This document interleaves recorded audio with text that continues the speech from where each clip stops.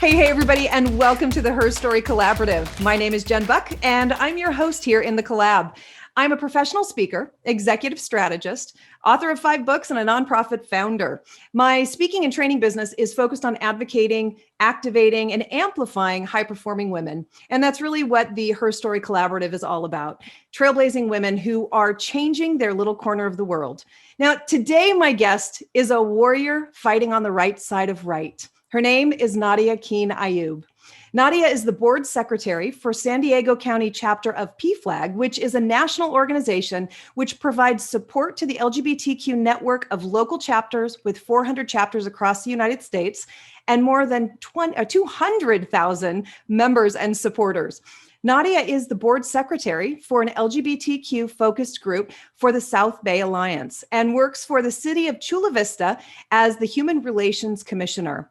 She is also the president of the Eastlake Bonita Democrats and chapter director for Pantsuit Nation and Supermajority in San Diego and New Mexico. Nadia is also the mom of 3 beautiful kids and 2 darling pooches. So my friend, this is such a huge honor for me. Welcome to the collab, Nadia. Thank you so much. Thank you for having me. I am so excited. You are one of my heroes. Oh, you're so nice. Well, just to sort of get that out of the way, I have to say, you and I just met by happenstance, if you will, a couple of years ago, right? And I was looking for some help, and you happened to be the person who raised your hand and said, I want to lead. And so I remember our first conversation. You were in the car and it was chaotic because you had kids going and you were trying to get ice cream and it was in the middle of summer. And I remember that conversation and you saying, I am so sorry. I am so sorry. And I was like, are you kidding me? This is real life. I mean, we do what we can do, right? And since then, it's been so cool for me because I've recognized what a badass you are and how hard you fight for our marginalized communities that are consistently being attacked. You are on the front lines and I just admire that. And I want to know how this all started. Like, where were you always this kind of just warrior for the right things in the world? Tell me. Well, I'm actually really lucky because I come from a family that has always been kind of moving forward. My great-grandfather was a reporter in Mexico, which I don't know if you're aware, but reporting and journalism is extremely dangerous in Mexico. There's been a lot of reporters that have been shot or killed. So that was a huge effort on his part, a huge conscious effort. My great-grandfather used to hold secret meetings for the counter-political group in Mexico. My mom used to walk when Pete Wilson was the governor of Mexico, governor of California, I apologize. She used to walk through the neighborhoods, the most marginalized neighborhoods, and get people signed up for the census. She used to bring them information. So this is kind of in my blood. This is kind of the forward that we go. I think with women though, and of course culture, sometimes you get into this arena where you kind of become, do I have to focus on my family or can I be all these things that I want to be in the community? Yeah. And I think I came to a precipice when Trump stated out loud, Mexico doesn't send their best, me being a first generation American here. And I kind of said, well, that's not okay. That's not all right. And then I saw that kind of blast forward. I saw people going behind him, people sharing the sentiment, people kind of going with that sentiment. And I wondered to myself, well, do we allow that or do we fight back? Yeah. And that's kind of where I landed. And I think Pantsuit Nation was inspirational to me because it gathered women. And it gathered women with that counter idea, gathered women that had fire in them, women that wanted to make that change, women that wanted to run. Yeah. And so when I saw the post, do you want to be part of this? I said, absolutely. Yeah. Yeah. You were the first person, but it's not that you were just the first person. You were the person who within minutes was interested in, leading this chapter of women. And San Diego's on fire.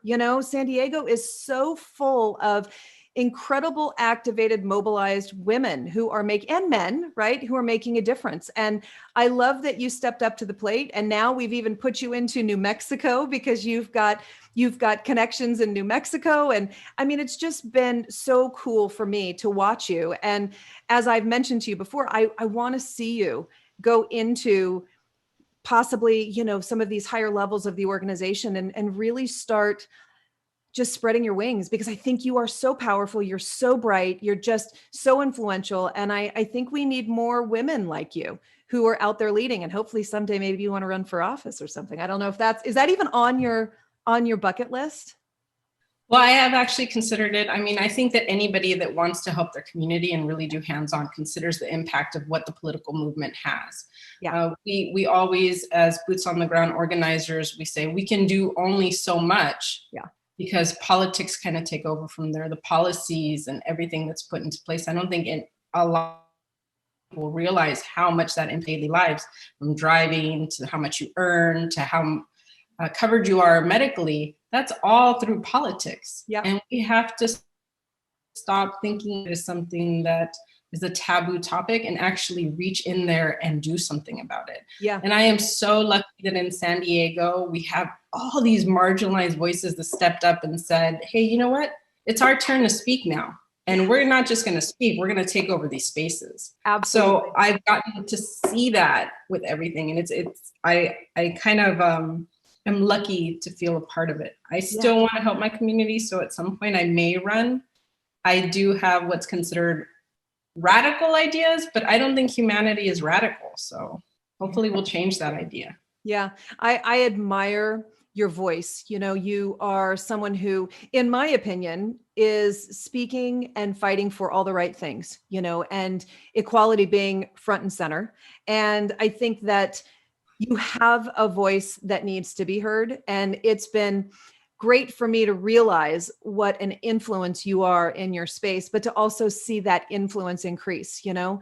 And I love, if that's radical, I you know, I guess I'm radical with you, right? I mean, I don't feel like a radical, but I feel like taking care of people and making sure that people are protected and you know, that people in government are held accountable, and that we are doing our best to make sure that everyone is given, you know, a living wage. I don't think any of those things are radical. So I hear you. I see you, because I know that there are opinions about that, but I just admire so much that you're willing to take the mic, and you're willing to be the person that stands up and says, we have to do what's right.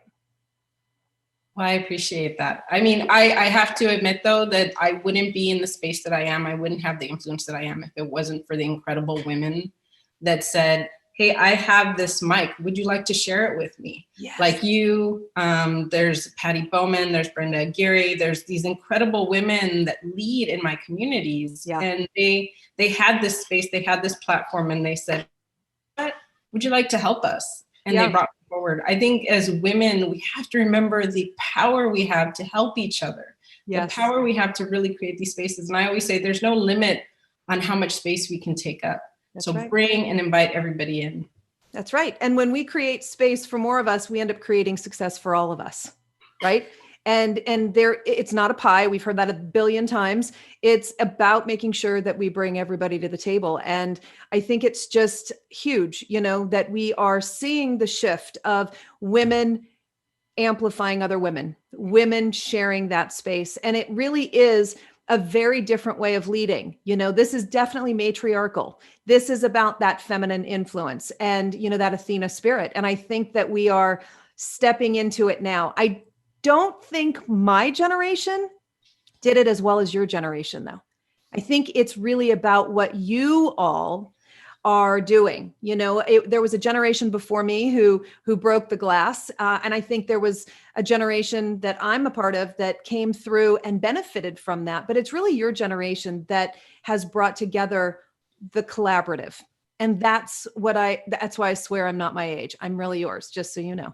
I think, but honestly, I really think you all do it beautifully. It just seems to be a part of your DNA.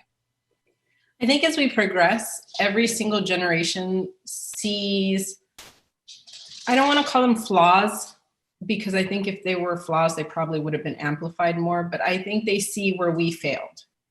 So they see where they can improve. Yeah. And I love that. I love talking to people that are even 20 years, 30 years younger than me, because they have these great opinions and viewpoints on things. Yeah. They go, why would you not do it that way? Yeah. Yes. yes, why would you not do it that way? And they go, yeah, I'm just going to do it that way because that seems more humanity based and better. So Yeah. I always look to people even younger than me. I have an 18-year-old, and even his perception is so grounded, so wonderful, so humanity based. And I love that they're producing kids like this. It's fantastic. Yeah. 100%. So you said that you've always been influenced, or let me say this differently. You've always been a part of a family that created access to civic involvement and engagement. Were you always engaged, or was this something that came about later on in life? You know, at a certain point, I know you said that you definitely got activated about 4 years ago, 5 years ago, whatever it's been now. Were you always this sort of fighter like this, you know, always standing up for the underdog? I think there's a thing among immigrants. I don't know, I don't want to speak for all of them, but I know in our family, there was this kind of perception that we knew there was racism, we knew that there was prejudice, but it wasn't really explained to us as children.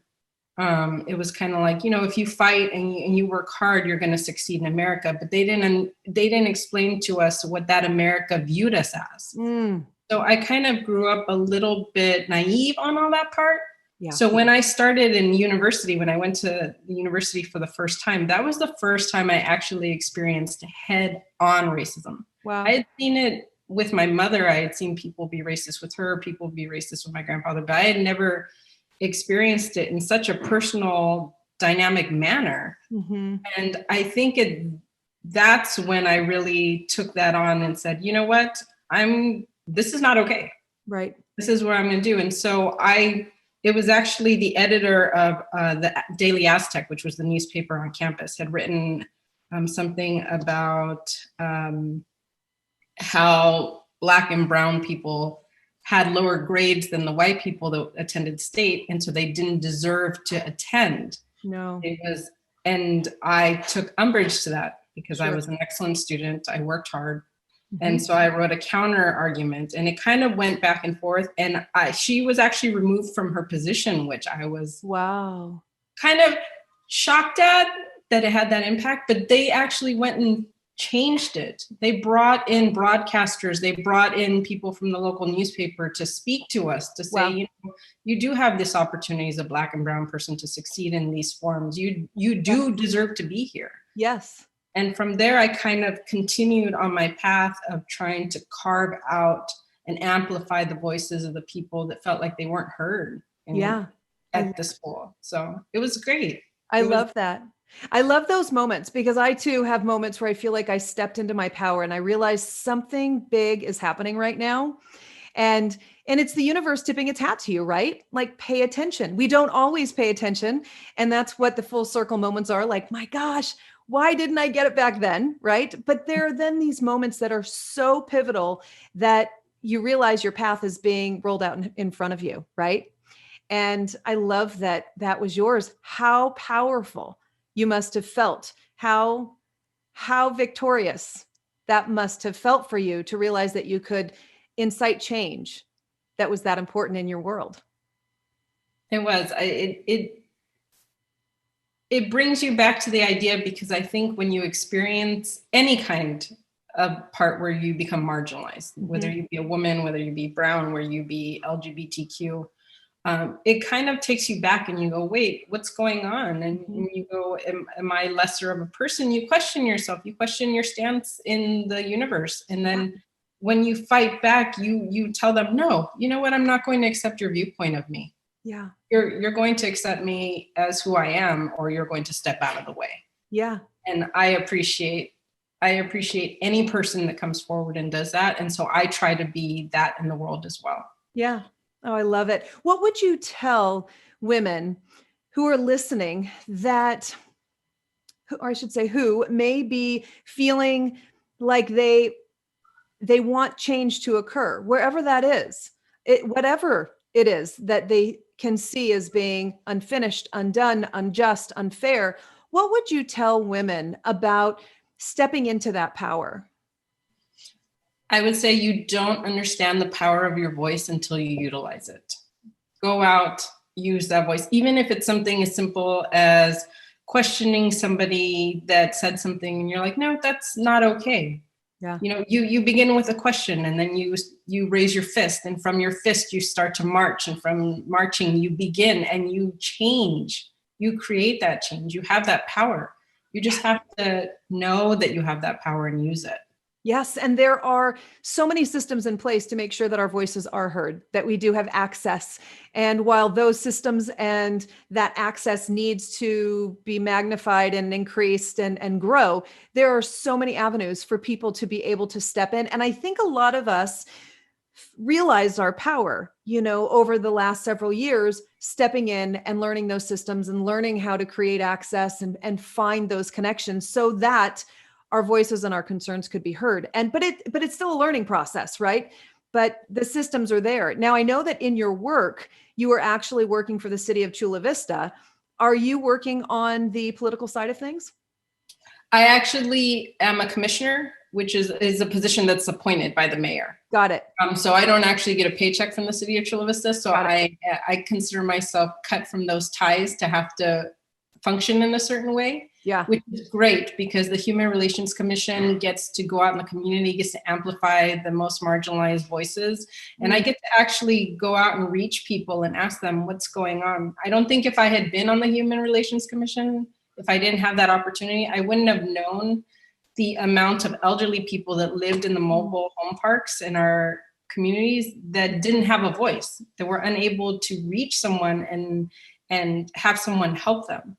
Yeah. So I am appreciative that I had that knowledge because I was able to try to make change for it. Yeah. So when things get tough, because I know that when you're working to create civic change and you're in the thick of it, I know that it can bring on a lot of fury. It can bring on a lot of disgust. It can bring on a lot of disappointment, right? When things don't go your way or you're not heard or whatever. How do you keep yourself solid and stable, and not fall into the rabbit hole of it'll never change, my voice will never be heard, things will never get better? How do you find your true north? I think there's always frustration in any kind of systematic change that you try to evoke. Mm-hmm. These things have been in place for years, far beyond our own destination. So it's frustrating, but I think of how I felt that first time I went out to the Women's March and it was raining and I held up a sign and I was all by myself. And I marched with all these incredible people. Yeah. And how much has changed since then. Yes. We have our first Latina county supervisor, Nora Vargas in San Diego. We have all these women that were elected locally. We have all these women that are in the Democratic clubs and all these spaces. And I think to myself, how different it is from that one moment. Yes. And if we can take that moment that seemed dreary, where we just found out Trump was here, it was raining, it was hard, there was maybe 300 people out there, to now where there's thousands. Mm-hmm. There's always change. Sometimes you just got to get through the rain. Yep, absolutely. Sometimes you just got to get through the rain. Well done. I remember all of that so vividly because it was a tidal wave change in me too, and being a part of these moments. And while it's not over, right? We all know that to get in this fight, it's something that we always have to do. And we always have to hold people accountable. And we always have to speak for those who aren't being heard.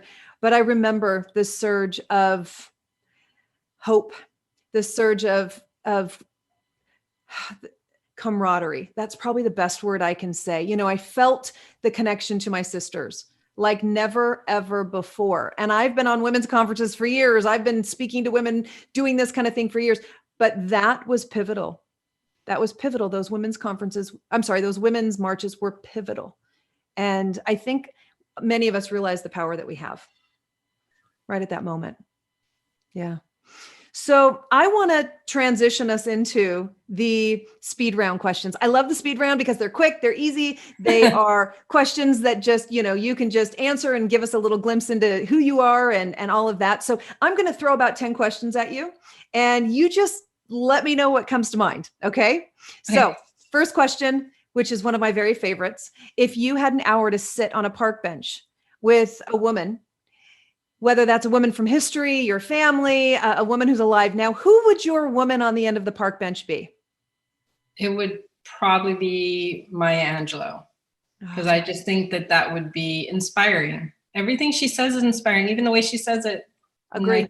I'd walk away from there just content that I'm who I am. I love that. What a great answer. And I agree. She's definitely up in my top as well. When it comes to food, are you sweet or savory? Chocolate or chips? Unfortunately. You what? Yeah, I'm sweet, unfortunately. My hips say I am completely sweet. Hips don't lie. Hips don't lie. No, I understand. Totally. Yeah.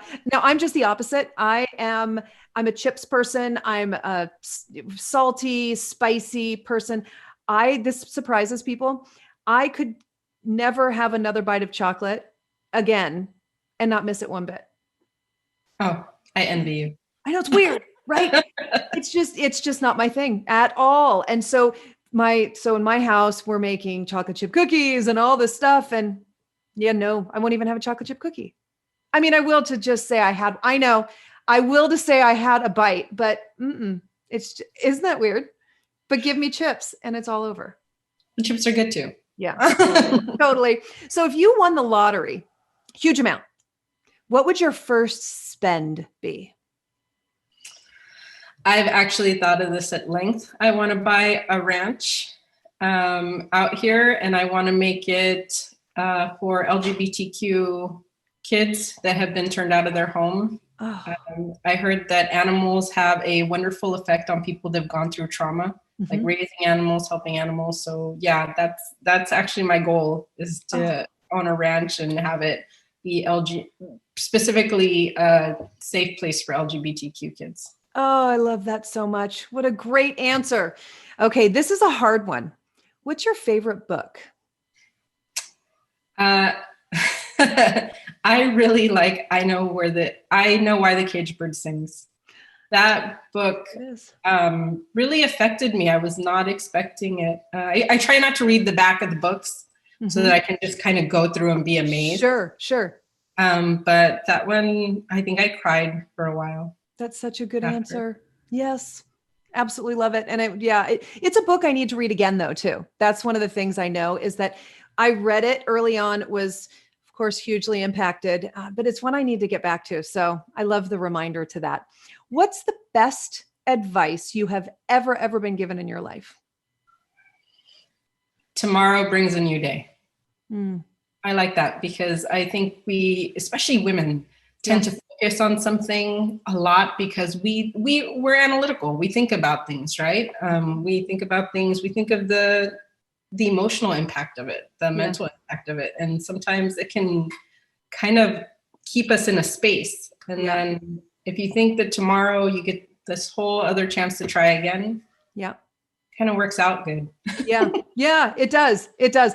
And it's funny because I think you might know this about me, but just recently I had like a huge emotional breakdown a few days ago, and there was not one thing. It was just sort of a year's worth of lots of emotion, lots of things I can't do, I can't experience, disappointment, but it just took one, the needle on the haystack, right? It took one thing. And I found myself going through all this emotion and just being ragey, and so distraught.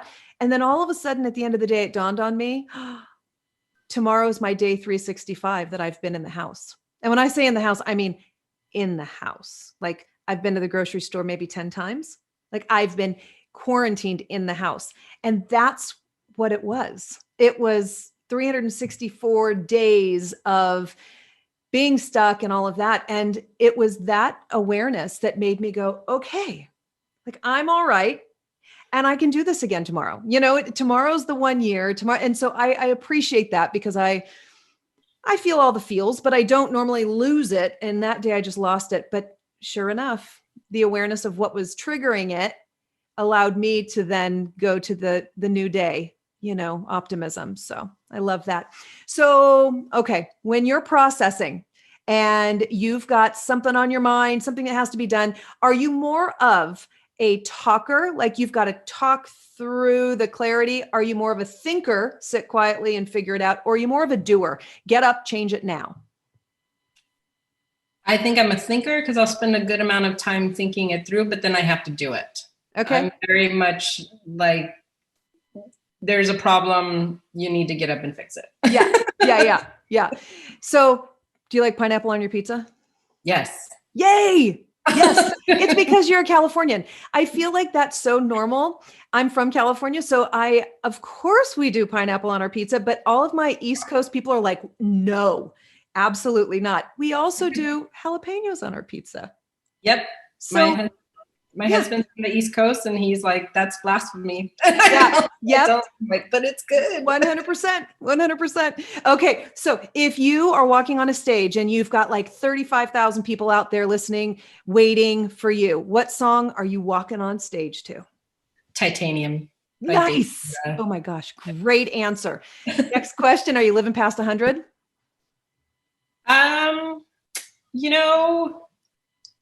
Hispanics especially have an interesting relationship with death. And we're always of the mindset, we're here until we're needed. And then we're not. Oh my gosh, that's so good. Oh, you just did it. You just did it. Love. Absolutely love. I'm having one of those moments. So we're here until we're needed. It's absolutely beautiful. What's the best word to describe you? Resilient. Yes. There's a lot that goes on. I think every woman's got a bevy of things that she's gone through. And I think that should explain every woman is how resilient we need to be. Yeah, I agree. Last question. When I'm really, really old, I hope to see, fill in the blank. When I'm really old, I really want to see the moors in Ireland. I know it seems odd, but I just want to make sure that at some point I get to see how green that is. Yes. What a cool answer. No one said anything like that, and I love it. That's actually a very cool answer, and me too, for sure. So I've loved this so much. Tell people that are tuning in how they can get connected to you. I know that you are on a lot of different channels and a lot of different places, but if you can give us something that will help people connect with you, if they'd like to speak further, that would be great. Well, I would love anybody that wants to get involved, anybody that wants to do it. I'm firmly believing in putting a hand out and raising up other women, raising up other advocates, other activists. So anybody want to get a hold of me, they can reach me at Nadia, Nadia 1015 @gmail.com. Awesome. And what I will do is make sure I put that into the bio of the show so that people have that and it's easy access as well. Thank you. You're welcome. And then I want to make sure before we close this out that we give credit to the sponsor of the show. And that organization is called Go With The Flow. And Go With The Flow is an organization out of Arizona that helps students with period supplies. So if their home has been negatively impacted financially and they are unable to get what they need, Go With The Flow works with not only the schools, but the students to give them these great, darling little makeup bags that are chock full of period supplies. We know that graduation rates are impacted because students don't have what they need every month. And so what happens is they don't show up to school for 1 week of every month of all of those years. And so what Go With The Flow is doing is not only making sure that these students can maintain, their self-esteem and self-respect and get the support they need, but they're also ensuring that those students have a bright future because they're not missing all of this school and they're able to keep their grades up so that they can graduate. So if you'd like to get involved with Go With The Flow, they're at gowiththeflowaz.org. They're always looking for help, supplies, donations, and it's an outstanding organization. And if you'd like to get in touch with me, you can find me at jenbuckspeaks.com. I'm on all social platforms under Jen Buck Speaks. And if you want to get connected or be on the podcast and webcast, you let me know. I'd love to have you. So Thank you, Nadia. You are just such an inspiration and you're such a warrior. I just adore you. And I appreciate you spending some time in the collab with me. Thank you for inviting me. Oh, you bet. And I guess we'll probably be talking behind the scenes in some kind of chat shortly, right? Yes. It's always kind of where we are. All right, my friend. Well, thank you. And everybody, we will make sure that you get new podcasts all the time and follow on all of your favorite channels. And usually it's a new podcast every week. So that's always fun. Thank you, Nadia. We'll see you next time. Bye-bye.